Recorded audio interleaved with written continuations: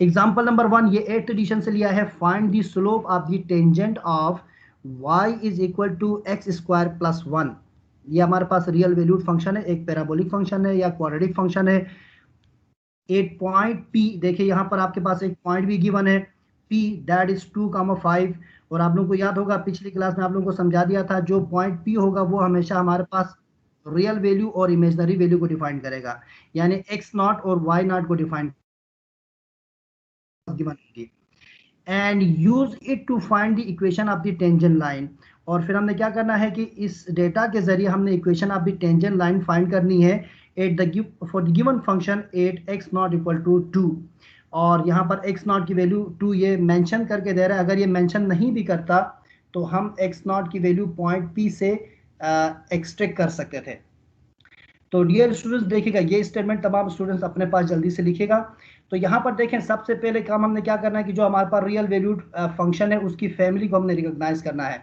तो ये हमारे पास एक पैराबोलिक या हमारे पास एक क्वाड्रेटिक फंक्शन है, और क्वाड्रेटिक फंक्शन का ग्राफ किस तरह बनता है ये हम अच्छी तरह जानते हैं, पहली बात। दूसरी बात, इस ग्राफ के पॉइंट को लोकेट कर रहा है, देखें ये पॉइंट हम लोकेट करेंगे। और पॉइंट लोकेट करने के लिए दोनों हमारे पास x और y मौजूद हैं, क्योंकि आप लोगों को पिछली क्लास में बता चुका हूं या आपको हमेशा मालूम है, पॉइंट का मतलब होता है x coordinate and y coordinate, यानी ए पॉइंट मींस x, y। यानी ये जो x और y होंगी ये इसकी इंस्टेंटेनियस वैल्यूज होंगी, ये याद रखिएगा, यानी इनिशियल वैल्यूज हैं। पी एक्स कॉमा वाई जो भी पॉइंट के साथ वैल्यूज होंगी वो हमेशा इनिशियल वैल्यूज होती हैं इन जनरल।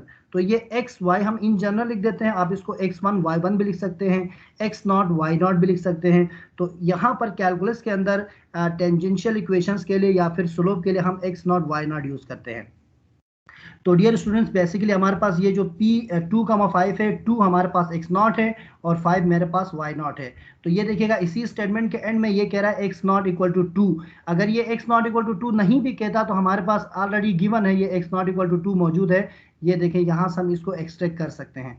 अभी तो इन्होंने स्टेटमेंट में लिख दिया, अगर ना भी लिख दें कोई इश्यू नहीं है, हम x नॉट यहाँ से एक्सट्रैक्ट कर सकते हैं इस पॉइंट p से।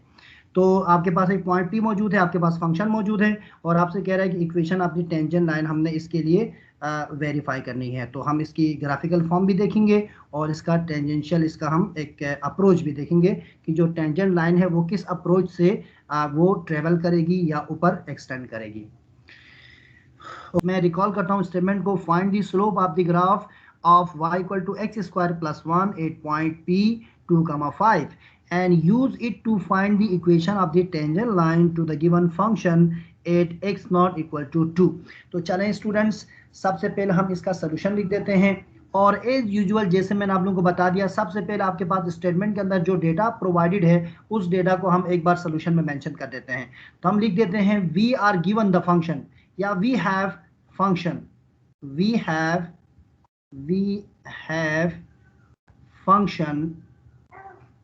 we have function, what is the function, बताएगा जरा फंक्शन क्या हमारे पास, y is equal to x square plus 1, ये हमारे पास गिवन फंक्शन है।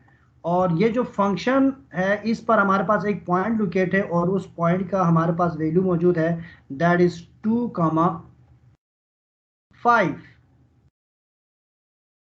और डियर स्टूडेंट्स हमसे कह रहा है कि find the equation of the tangent line, we have to find the equation of the tangent line, ये हमारा जहन पर होना चाहिए।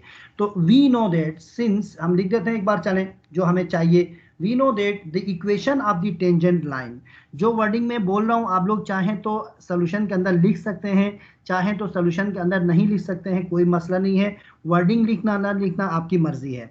वी नो, हम सिर्फ इतना लिख देते हैं, we know that the equation of the tangent line is, we know the equation of the tangent line क्या होती है हमारे पास dear students, y minus f of x nought, ये हम पहले डिस्कस कर चुके हैं, y equal to f of x nought is equal to slope of the tangent times x minus x nought. तो डियर स्टूडेंट्स यहाँ पर देखिएगा, ये जो हमारे पास equation of the tangent line है इसके अंदर हमारे पास डेटा मौजूद है तमाम का तमाम, but we don't have the value for the slope. तो इसको हम देते हैं इक्वेशन नंबर 1। तो इसका मतलब है कि इस इक्वेशन ऑफ द टेंजेंट को हमें जस्टिफाई करने के लिए, इसको लोकेट करने के लिए, इसको हमें एग्जिबिट करने के लिए हमें क्या चाहिए, slope of the tangent line चाहिए। तो इस इक्वेशन की रिक्वायरमेंट पूरी करने के लिए हमें स्लोप कैलकुलेट करना पड़ेगा। अब स्लोप की कैलकुलेशन से पहले हम देखते हैं कि हमारे पास जो गिवन ग्राफ है, जो गिवन हमारे पास से क्वाड्रेटिक फंक्शन है या जो गिवन रियल वैल्यूड फंक्शन है, वो हमारे पास किस तरह से अपनी ग्राफ को एग्जिबिट करता है। तो let's sketch the graph of the given function and let's locate the given point. तो डियर स्टूडेंट्स, ये लीजिए, ये मेरे पास y एक्सिस, ये मेरे पास x एक्सिस। आप लोग भी साथ साथ जल्दी से अच्छे से बना लीजिएगा इसको, ग्राफ को भी। तो आप लोगों को मालूम है, देखिएगा डियर स्टूडेंट्स, अब मुझे यहाँ पर ज़्यादा तबसरा करने की ज़रूरत नहीं है, मैं जल्दी जल्दी एक पर्सपेक्टिव बता रहा हूँ कि यहाँ पर देखिएगा एक्स स्क्वायर प्लस 1 है। प्लस 1 का मतलब ये मेरे पास क्या होगा, वाई एक्सिस पर ट्रांसलेट करेगा। ये देखें, ये प्लस है क्योंकि पॉजिटिव 1 यूनिट ऊपर चला जाएगा, और एक्स स्क्वायर का जो कोफिशिएंट है वो पॉजिटिव है, तो ये जो हमारे पास पैराबोला बनेगा इसका मुंह ऊपर की तरफ ओपन होगा। तो मैंने जल्दी जल्दी से इसका ये ग्राफ बना लिया। इसके अंदर कोई तबसरा, कोई टाइम वेस्ट करने की ज़रूरत नहीं, क्योंकि आप पूरा चैप्टर पढ़ चुके हैं ग्राफिकल फंक्शन के अंदर। तो ये मैंने ग्राफ बना लिया है गिवन फंक्शन का। इस गिवन फंक्शन के लिए अब मैं पॉइंट लोकेट करता हूं। तो डियर स्टूडेंट्स देखिएगा, मैं एक स्केल देता हूं रफली। ये मेरे पास 1, ये मेरे पास 2, ये मेरे पास 3। अगर ये 1 है तो लेट्स से ये 2, ये 3, ये 4, ये 5। तो डियर स्टूडेंट्स देखिएगा, ये मैं स्केल में रफली दे दिया है, इसको मैं कहता हूँ 1, और यहाँ पर मैं पॉइंट लोकेट कर देता हूँ 2। तो ये देखिए, मेरे पास जो पॉइंट है दैट इज 2,5।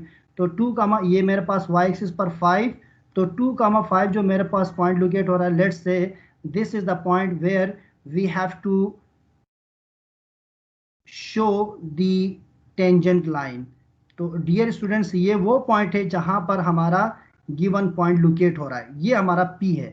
तो यहां पर मैं मेंशन कर देता हूं, this is our P which is 2,5 x, y।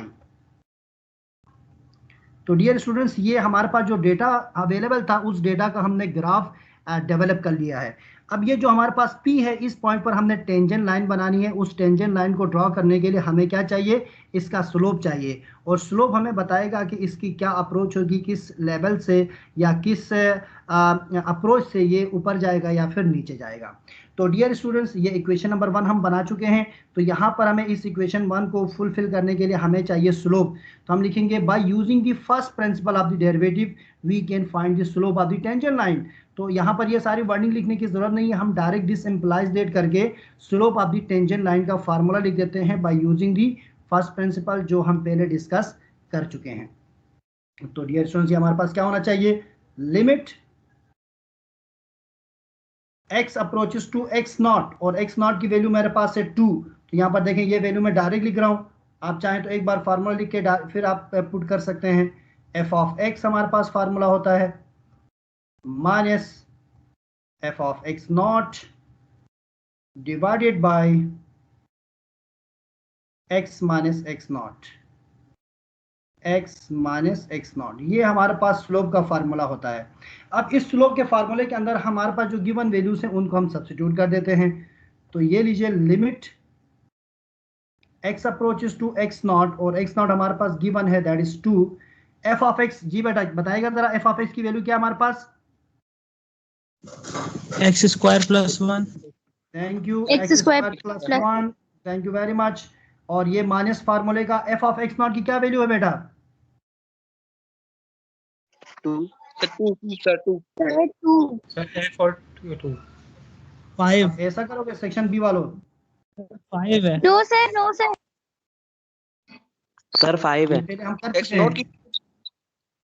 f of x0 sir 5 है। 5 है। देखें, y इक्वल टू क्या होता है, y equal to f of x होता है। देखते रहिए राइट साइड पर। और अगर मैं इस y को मैं y0 कह दूं, अभी मैं बता चुका हूं कि जो पॉइंट आपके पास गिवन होता है वो x0 और y0 होता है। तो इस y0 को मैं f ऑफ x0 की फॉर्म में लिख सकता हूं। तो बेसिकली मेरे पास जो y0 है वो किसके इक्वल होता है, f ऑफ x0 के इक्वल होता है। तो according to the given point, what is the value of y0, sir 2 अभी गलत बोल रहे हो यार, 5 है भाई। ये रही गिवन है, ये रही, ये point P 2,5, 2 belongs to x0, and this 5 belongs to y0। Second value हमेशा y की होती है, ठीक है। तो ये हमारे पास जो f ऑफ x0 है, इसकी जगह हम 5 लिख सकते हैं डायरेक्ट। तो ये इसका, ये राइट साइड पर मैंने आपको बता दिया ये किस तरह से बनता है। And this whole divided by x minus x0, और x0 हमारे पास गिवन है दैट इज 2। कोई प्रॉब्लम इसके अंदर? No sir. न्यूमरेटर क्या बन जाएगा? जीरो। 0/0 आ जाएगी। 0 बन जाएगा सर। 0/0 बन जाएगा लिमिट अप्लाई करेंगे तो। Yes sir. Yes, sir. Numerator सुन लीजिएगा, न्यूमरेटर मेरे पास होगा x square minus 4 upon denominator होगा एक्स माइनस 2। ठीक है जी। तो जो मेरे पास न्यूमरेटर है, अगर वहां पर मैं लिमिट पर पुट करूंगा तो एक्स स्क्वायर यानी 2 स्क्वायर का मतलब क्या होगा 4, 4 माइनस 4 0 और डिवाइड में 2 माइनस 2 0, 0/0। यानी अगर मैं इस पर लिमिट अप्लाई करता हूं डियर स्टूडेंट्स तो ये मेरे पास बनेगा 0/0, यानी that is the indeterminate form. लेकिन आप लोगों को मालूम है कि हम चैप्टर नंबर 1 में इनडिटर्मिनेट फॉर्म को डिटर्मिनेट फॉर्म में कन्वर्ट करना जान चुके हैं बाय यूजिंग दी लिमिटेशंस या टेक्निक्स। तो जो हमारे पास न्यूमरेटर या डिनोमिनेटर है उसको हम फैक्टर की फॉर्म में क्या कर सकते हैं, इसको ब्रेकअप कर सकते हैं।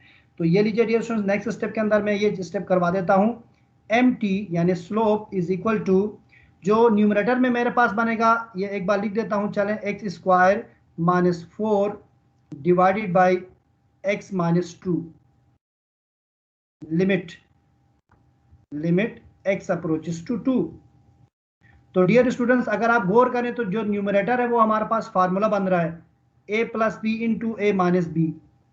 तो इसको मैं फार्मूला में ब्रेक कर रहा हूं, x plus 2 into x minus 2, ये मैंने ब्रेक कर दिया, and this whole divided by x minus 2। Limit लगाना मत भूलिएगा, लिमिट लाजमी आपने लगाना है हर फंक्शन के साथ। x approaches to 2। Sir answer 4 आएगा। ग्रेट। ये लीजिए ये दोनों कैंसिल हो गए हमारे पास। अब लिमिट अप्लाई करेंगे डियर स्टूडेंट्स तो ये हमारे पास होगा 2 + 2 2 + 2। तो ये लीजिए बड़ी आसानी से हमारे पास इसका आ गया आंसर 4, यानी स्लोप का आंसर हमारे पास आ गया mt = 4। अब इस mt की वैल्यू को हम इक्वेशन नंबर 1 में पुट कर देते हैं, we will get the equation of the tangent line. तो हम लिख देते हैं 1 implies that, या पुट इन इक्वेशन नंबर 1, आप वर्डिंग यूज कर सकते हैं। तो इक्वेशन नंबर 1 हमें देखने की जरूरत नहीं, हमें जुबानी याद है, y = y minus f of x0। f of x0 की जगह क्या पुट करें बेटा? 5. थैंक यू वेरी मच, पहले ये बता चुका हूं, इसी क्वेश्चन में अभी हम समझ चुके हैं। और mt की जगह हम पुट करेंगे 4x माइनस x0, और x0 हमारे पास है 2। ये लीजिए थोड़ा सा सिंप्लीफाई कर देते हैं इसको, y = 5 को यहां शिफ्ट कर देते हैं, तो ये मेरे पास होगा 4x माइनस 8 प्लस 5। तो डियर स्टूडेंट्स ये हमारे पास होगा y = 4x माइनस 3। ये लीजिए dear students, this is what the equation of the tangent line. और डियर स्टूडेंट्स आप लोग अच्छी तरह जानते हैं कि जो हमारे पास equation of the tangent line होती है वो हमेशा एक स्ट्रेट लाइन होती है। क्या ये मैं बात सही कह रहा हूं? Yes sir. ठीक है। तो जरा इस जो हमारे पास रिजल्टेड है, देखें जो रिजल्टेड इक्वेशन, इस पर जरा गौर करें। तो अगर इसको हम general equation of the straight line से जरा कंपेयर करें तो देखें तमाम डेटा आपके सामने आ जाएगा, क्योंकि हमारे पास जो स्ट्रेट लाइन की जनरल इक्वेशन होती है वो होती है y = mx + c। और अगर मैं एग्जाम में ये चीज पूछूं तो आप लोग इजीली निकाल सकते हैं। अब जरा दोनों को इक्वेट करें, ये जो आंसर है इसको इस जनरल इक्वेशन से जरा इक्वेट करें, तो मेरे पास देखें m क्या बनेगा, m = 4, और what is the y intercept? -3। -3। ये +3 तो -3। तो ये देखिए डियर स्टूडेंट, ये जो -3 आपने कैलकुलेट कर दिया, ये इंटरसेप्ट, और ये जो स्लोप आपके पास मिला है, इन दोनों वैल्यूज से आप इस टेंजेंट लाइन का बिहेवियर जो गिवन फंक्शन है उसके ग्राफ पर शो कर सकते हैं। तो ये जो आपके पास से c यानी y इंटरसेप्ट है, ये आपको बताएगा कि टेंजेंट लाइन y एक्सिस पर कहाँ से टच करके जाएगा, और ये जो आपके पास स्लोप है ये आपको बताएगा कि ये किस अप्रोच से या किस रेशो से ऊपर जाएगा। ठीक है, तो ये देखें यहां तक पहुंच गए सब? Yes sir. ठीक है। Yes sir. डियर स्टूडेंट्स देखिएगा, अब ये जो हमने ग्राफ है फाइनली टेंजेंट लाइन का जो हमने इक्वेशन या इसके लिए जो हमने रिजल्टेंट हमने कैलकुलेट किया, इसको हम जरा पॉइंट पर लोकेट करते हैं। तो ये देखें इसका जो y इंटरसेप्ट है वो हमारे पास -3 है, स्लोप हमारे पास 4 है। तो चलें जी एक बार पीछे ग्राफ पर आते हैं, ये रहा हमारे पास ग्राफ। तो डियर स्टूडेंट्स हमने कैलकुलेट किया कि m हमारे पास है 4, और 4 को जब मैं राइस और रन की फॉर्म में लिखूं तो इसको मैं 4/1 लिख सकता हूं, किसी को एतराज नहीं होना चाहिए इस बात पर। इसका rice and 1 is my run, याद आ रहा होगा सबको। और यहाँ पर जो सी हमारे पास है दैट इज अवर -3। -3 का मतलब ये है कि ये जो आपके पास 1 2 3 यहाँ कहीं से ये लाइन जो है ना ये इंटरसेक्ट करके जाएगी इस पॉइंट से। तो ये देखिए हमें नज़र भी आ रहा है ग्राफ से, जो हमारे पास हमने एक रफली एस्टिमेशन दिया है। ज़रा देखिए स्टूडेंट्स, मैं इस लाइन को बनाने की कोशिश कर रहा हूँ, ये लीजिए। तो ये हम एक रफली आइडिया से इसका ग्राफ डेवलप कर लिया और हम देख सकते हैं कि जो आपका रिजल्ट है वो इस ग्राफ के लिए तकरीबन बहुत सूटेबल है। मतलब कि आपके पास डेटा भी सही था और आपकी कैलकुलेशन भी सही है। तो this is what the required tangent line, और इसकी जो हमारे पास इक्वेशन आई है that is y equal to 4x - 3। ये लीजिए, तो हमने जो ग्राफ डेवलप किया था गिवन फंक्शन का और पॉइंट का, उसी पॉइंट पर हमने टेंजेंट लाइन डेवलप की और उस टेंजेंट लाइन की इक्वेशन भी हमने मेंशन कर दिया according to the y intercept. ठीक है बेटा, आसान सा काम है। Yes sir. जी सर। ठीक है, कोई प्रॉब्लम कोई क्वेश्चन है तो पूछ लीजिए, वरना हम दूसरी एग्जांपल पर आते हैं। सर ये बस एक बार इसको एक छोटा सा रिपीट करिएगा एक बार, मेरा उधर कनेक्शन थोड़ा लॉस हो गया था सर, प्लीज। इस चीज को बेटा दोबारा बात कहाँ से स्टार्ट करूं? सर ये आपकी जो राइज अपॉन रन वाली बात थी ना, उसके बाद से बस वो डिस्टॉर्शन हो गई। ठीक है ठीक है। अच्छा देखें स्टूडेंट, जब भी हम स्लोप की बात करते हैं, कहाँ पर ये कर्सर ये रही, तो जब भी हम स्लोप की बात करते हैं, देखिए मैं ग्राफ के बिल्कुल ग्राफ और ये जहाँ पर मैंने लिखा इसके दरमियान में यहाँ पर लिख रहा हूँ। देखें तो जब भी हम स्लोप की बात करते हैं, आप लोगों को अच्छी तरह मालूम है स्लोप का क्या मतलब होता है, change in y divided by change in x, y2 minus y1 upon x2 minus x1 होता है ना। तो जो हमारे पास y होता है ऊपर दोनों देखें y2 माइनस y, इसको हम कहते हैं राइज, यानी चेंज इन y। राइज का मतलब होता है क्योंकि y एक्सिस हमेशा क्या होता है, एक वर्टिकल लाइन होती है, तो इसको हम कहते हैं rise, change in vertical axis. और डिवाइडेड बाय हम रन कहते हैं वैल्यूज ऑफ x को, और रन इसलिए कहते हैं क्योंकि हमारे पास जो x एक्सिस होता है वो हॉरिजॉन्टल पर होता है, तो इसलिए हम इसको रन कहते हैं समझने के लिए। अगर मेरे पास स्लोप की वैल्यू 4 है, अब देखें ये तो मेरे पास रेशियो में नहीं है, ठीक है, यानी मेरे पास ये एक फ्रैक्शनल वैल्यू नहीं है, ये तो मेरे पास एक होल नंबर है। तो इस होल नंबर को आप लोग अच्छी तरह जानते हैं मैथमेटिक्स के अंदर, जब हम इसका एलसीएम वगैरह या फिर इन जनरल इसको हम रेशियो की फॉर्म में लिखना चाहें तो इसको 4/1 लिख सकते हैं, क्योंकि 4/1 इक्वल टू 4 ही होता है। क्या मैं ये बात सही कह रहा हूँ? जी जी बिल्कुल ठीक है। तो सर। बस सिर्फ ये राइस और रन को हम बताने के लिए इसको हम 4/1 की फॉर्म में लिख देते हैं। तो यहाँ से हमें ये बात पता चली कि हमें 4 यूनिट राइस करना है और 1 यूनिट हमने रन करना है। मतलब इसको मैं अगर आसान अल्फाज में कहूँ तो 4 यूनिट हमने y एक्सिस पर ट्रेवल करना है, यानी 0 से मैं 4 यूनिट पर जाऊंगा, तो मैं फिर अगले स्टेप में जाने के लिए पहले मुझे 1 यूनिट x एक्सिस पर ट्रेवल करना पड़ेगा, फिर मुझे 4 से 8 पर जाना पड़ेगा y एक्सिस पर, और फिर मुझे 1 यूनिट x एक्सिस पर 2 पर आना पड़ेगा, एंड सो ऑन, ये सिलसिला चलता रहेगा। सही है। ठीक है, तो फिर इन कॉमन पॉइंट्स को हम मीट करा करके ये टेंजेंट लाइन हम बना सकते हैं, जो मैंने अभी आप लोगों को ये स्क्रीन पर दिखा दिया है। तो इन जनरल एग्जाम के अंदर आप क्या कर सकते हैं, आप अपना y इंटरसेप्ट निकालें, जो अभी मैंने आपको बता दिया, जो हमने इक्वेशन अपनी टेंजेंट लाइन बनाई थी उसके अंदर y इंटरसेप्ट हमारे पास -3 आ गया। y इंटरसेप्ट आप लोकेट करें और एक लाइन ऐसी बनाएं जो उस इंटरसेप्ट से कट करके जाएगी, क्योंकि इसके अंदर आइट्रेशन करने की जरूरत नहीं है, क्योंकि आप लोगों को मैं पहले से बताता आया हूँ कैलकुलस हमारा सब्जेक्ट ऐसा नहीं कि हम इस पर आइट्रेशन करते रहें। और ये चीज़ मैं आप लोगों को फिजिकल क्लासेस में भी ग्राफ्स के अंदर भी बताया